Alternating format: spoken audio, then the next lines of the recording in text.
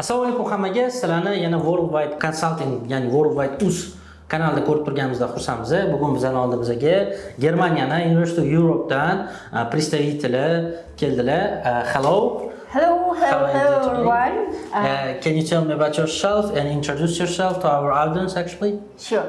So, my name is Justina and I'm working at the University of Europe for Applied Sciences that is located in Germany with the campuses in Germany. So about 7 years I'm here and working in the Department of International Business Developers and Admission. Germaniyada o'qish hech qachon bunchalik oson bo'lmagan. Aynan bu yildan boshlab turib, Germaniya eng o'zbek talabalar ketadigan Yevropadagi top stranlarning bittasi bo'ladi.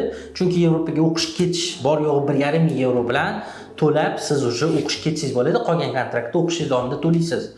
Sizdan hech qanaqa IELTS sertifikatlar talab qilinmaydi.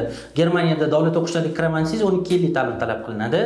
Mana shu 12 yillik ta'limlasiz ham ketsangiz bo'ladi. Bularning hammasi haqida hozir Justina aytib beradi. Can you tell me about the university admission process, how it goes for the bachelor's degree students? So yeah.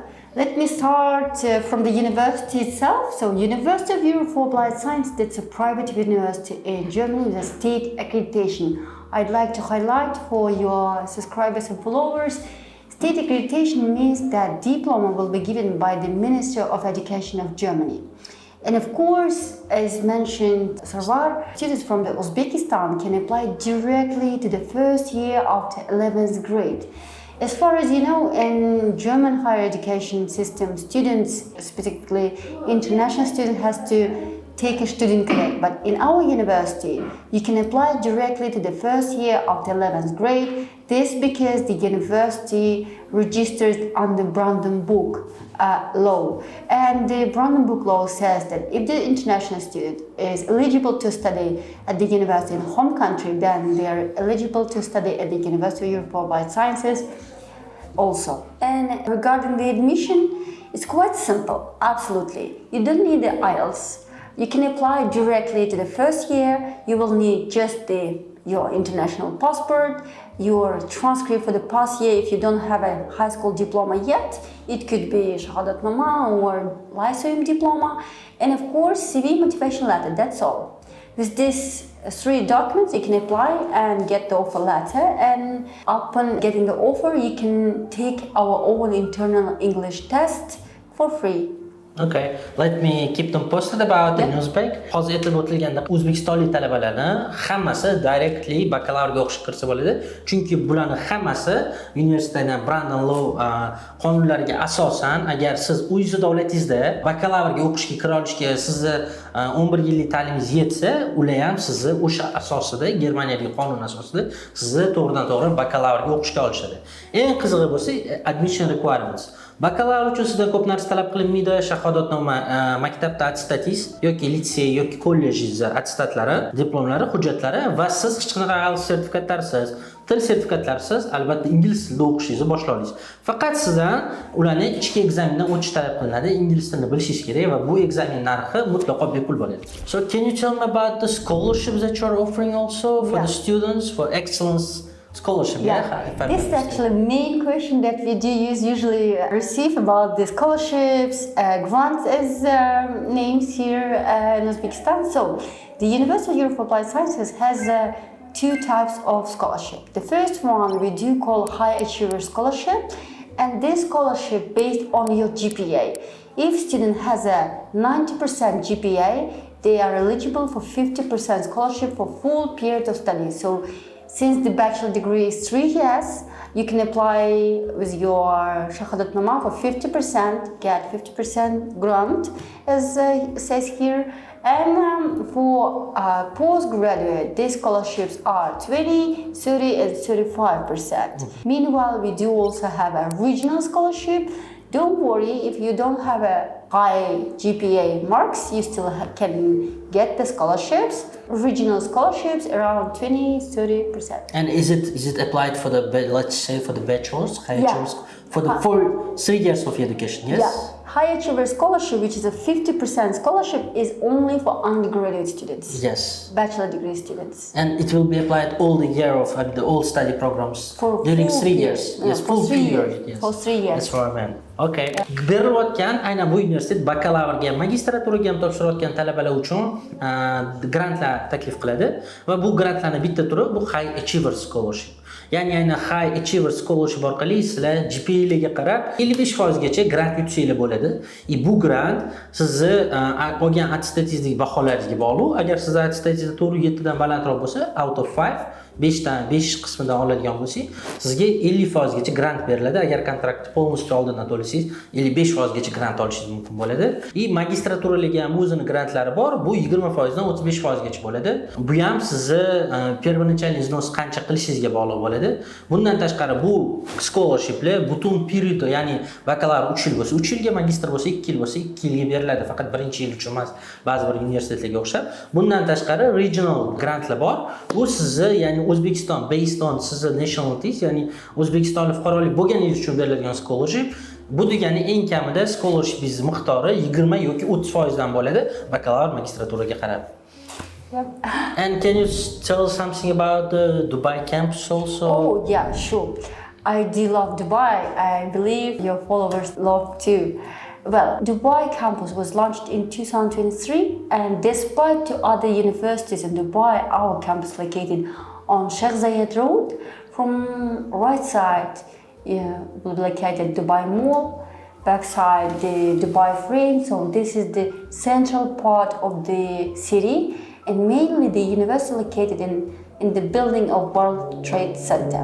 Prices are the same already, because there's a differences between the euro and dirham. And also period of study is 3 years, the same period. And you can start in Dubai, then make a transfer to Germany if you want. Okay, great. That's great opportunity actually. Bundan tashqari University of Applied Science Dubayda ham o'zlarining kampuslari bor. Aynan bu kampusda ham siz o'qishingizni boshlashingiz mumkin. Kontraktlar deyarli bir xil bo'ladi. Bu universitet kampusning joylashgan joyi Dubayda Sheyx ko'chasida, Dubai Mallga yaqin joyda joylashgan, World Trade Centerda joylashgan. Eng qiziq narsa, u yoqda 1 yil o'qib, keyingi yillarni siz уже Dubaydan Berlinga, Germaniyaga transfer qilib davom ettirish imkoniyatiga ega bo'lasiz. And we have some questions regarding the university, regarding the tuition fees also. Can you tell about the process? I mean, the many of students, they don't know how to apply. They don't know how process goes. Can you tell us step by step what are they? Taxes, yeah. Worldwide consulting company. Since we are the partners, I do suggest you just to provide all the support guidance part to this company. Meanwhile, if we talk in details, you need to collect all your documents for the admission. Bring it, send the university. It will take about 3-4 days to get the offer letter. After the offer letter, you will be assigned to the entrance test. After getting the test, you can just pay your deposit, which is 1,500 euro, which is a super good opportunity, I would say. And then apply for the visa. Yes. O'zi ko'pchilik talabalar o'ylaydi, qanaqa ish boshlanadi, protsesslar qanaqa jarayonli ketadi. Men hozir shular haqida Justin aytgan tarjima qilib, o'zim bilganim bilan qo'shib ketaman. Birinchi o'rinda sizlar biza bilan birgalikda o'qishga topshirsanglar bo'ladi. O'qishga topshirdinglar bu universitet uchun. Buni bizani saytimiz orqali yoki bizani Worldwide Consulting orqali to'g'ridan-to'g'ri topshirsanglar bo'ladi. Saytimizda ham bor topshiradigan joyi. Birinchi o'rinda bizga hujjatlarni topshirasiz. Undan keyin bakalavrga topshirayotgan talabalardan entry test bo'ladi, ya'ni ekzamen bo'ladi. U entry testni o'tilgandan keyin, ekzaminni o'tilgandan keyin ular uchun qabul xati chiqadi. Hamma hujjatlar topshirildi, CVlar update qilindi. Qabul xati chiqqani orqali ular boshlang'ich depozit to'lab ketishsa bo'ladi. Boshlang'ich depozit bo'lsa, boya aytganimdek bor yo'g'i 1,5 ming euro. Qolgan to'lovlarni oyma-oy siz Germaniyada qilsangiz bo'ladi yoki viza oldingiz va 3 oy ichida qilsangiz sizni scholarship discountingiz oshadi, ya'ni berilayotgan narsa. Undan keyin kontrakt to'ladingiz, undan keyin siz bloklangan shot qo'yishingiz kerak bo'ladi. 12.100 miqdorida yevroda Fintiba orqali Germaniyaga bloklangan shot qo'yamiz. Undan keyin viza topshiramiz. Viza 10 kundan 1 oy ichida chiqadi. Undan keyin siz Germaniyada o'zingiz o'qishingizni davom ettirishingiz mumkin bo'ladi. We have another question regarding the students' life in Germany. Actually, we were provided questions. They were asking about how to find the accommodation. Is it hard or is it possible? Yeah. Also, working opportunities while studying. Sure. Let's start from the accommodation, right? The University of Europe for Applied Science offers own accommodation that calls ADGE, EDGE. And we do offer shared and single rooms or shared apartments. Depending on the type of the accommodation room, which could be shared room, the price starts from 500 euros, which is quite cheap, I would say, affordable. And but in the same times, university, we do not require to live exactly at our university accommodation. You can choose any other type of accommodations. So yes. How much they need for like price? It depends from the location, depends from the comfort type. Let's say approximately. From 500 up to 900. Okay, good. Good price for them. Aynan University of Europe Applied Science o'zini accommodationi bor. Accommodationda turish narxlari istalgan xonaga qarab o'zgarishi mumkin. Bu 500 yevrodan, может быть 900 yevrogacha bo'lishi mumkin. Bundan tashqari agar siz bularni berayotgan dormitoriyada sizda turishni xohlamasangiz, boshqa joyda o'zingiz ham joy topib tursangiz bo'ladi. Qarindoshingizningida tursangiz bo'ladi. Bu bilan problem bo'lmaydi. What about the opportunities while working? Yeah. This is a good question because let's say the final goal of each student is to find a job in the end, right? So regarding the job opportunities, in Germany there are more than 6 million job vacancies by March 2025 and 40,000 of them are related to IT, tech, AI and so on.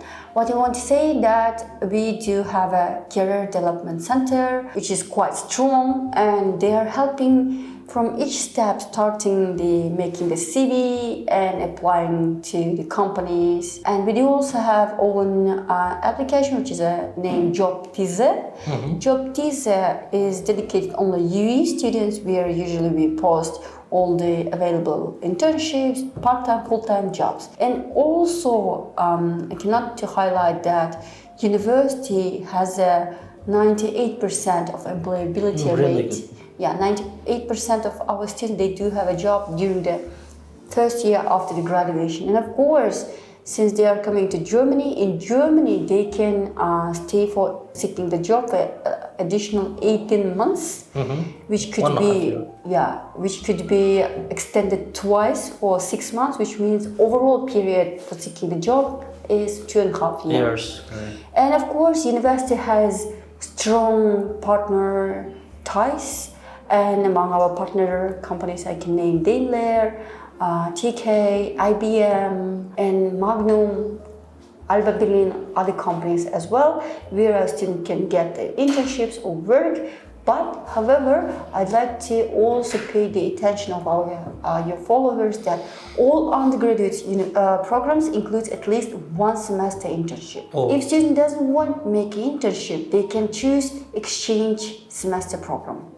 So we do offer or exchange program or internship.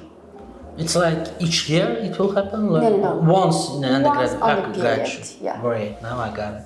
Aynan University of Europe bilan o'qishga topshirganingizda o'qish paytida siz ishlasangiz bo'ladi va bo'ladi career centerlar bor. Bu career centerlar sizni o'qish paytida, o'qishdan keyin ish topishingizga juda ham katta yordam beradi. Misol uchun veb-sayt bordi, JobTize deya JobTize application for seeking a job. Okay. Aynan mana shu veb-sayt orqali siz o'zingiz uchun internshiplar qidirsangiz bo'ladi. Albatta bu asosan ko'proq EUdagi, ya'ni Yevrosoyuzda joylashgan talabalar uchun kerakli, lekin baribir ham siz yoqdan o'zingiz uchun internshiplar, joblar qidirsangiz bo'ladi. Lekin ko'pgina hozir ham o'qiyotgan talabalar va o'qishni bitirgan talabalarning employment rate, ya'ni necha foiz ishga kirib ketganligi yoki o'qish davomida ishlashi, primерно 96%. 96, yes? 98. No. 98, yes. I'm sorry about it. Like 2%. No problem. 96-98%, ya'ni 98% tashkil qiladi. O'qish paytida ham 98% talabalar ishlashadi.